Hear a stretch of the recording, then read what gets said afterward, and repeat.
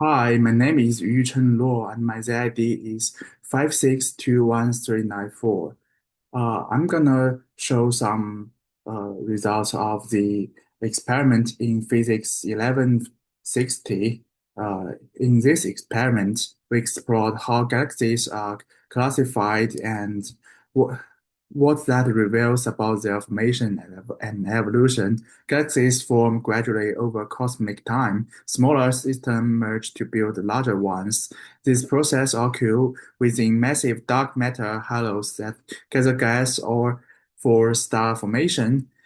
In dense environments like galaxy clusters, frequent interactions and mergers can speed up galaxy evolution. They can hasten the transformation of spirals into ellipticals by tripling away gas.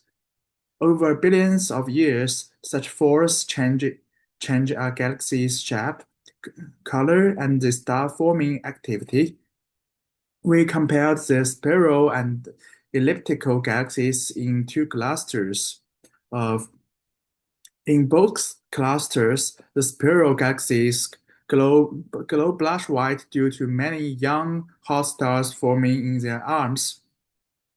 Elliptical galaxies appear yellowish red, meaning they are dominated by older stars with very little new star formation. In short, spirals are gas-rich and actively creating stars, while ellipticals have little gas left and have mostly stopped by making new stars. Ellipticals are generally old systems that finished forming stars long ago. In contrast, spirals typically younger and still forming stars. Even within a single spiral galaxy, the color contrast tells the story. The central blotch is red and the arms are bluer.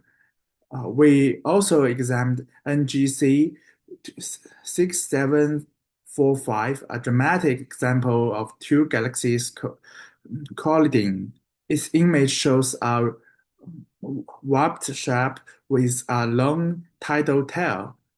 Bright blue patches in the tail are regions of recent star formation, likely ignited when the collision compressed gas. This shows how galaxy collisions can spark starbursts. The gravity from the encounter squeezes gas clouds and triggers a burst of new stars. The collision also distorts galaxies, and over time, repeated mergers can even change their type. For example, two spirals merging might end up a elliptical galaxy.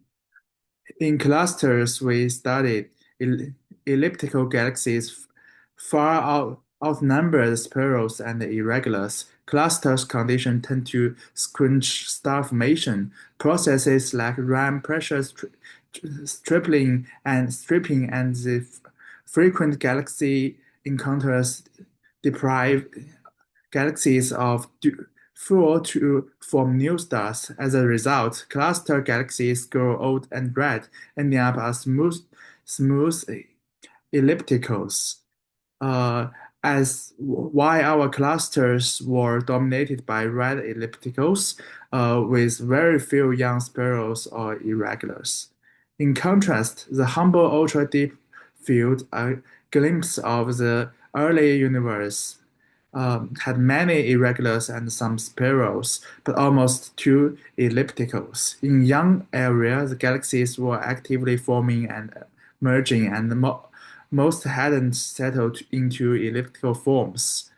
All these findings matches the hierarchical model of the galaxy evolution, which says small galaxies form first and later merged into larger ones. Indeed, the HUDF's abundance of small irregular galaxies represents those early building blocks, while the cluster ellipticals are the merge building descendants of those earlier galaxies.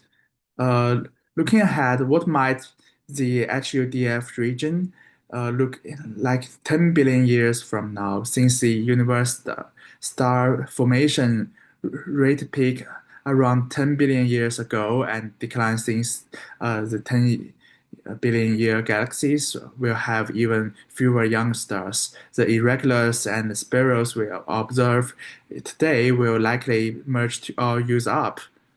In conclusion, the experiments show clearly that the galaxies are not static but evolve over time.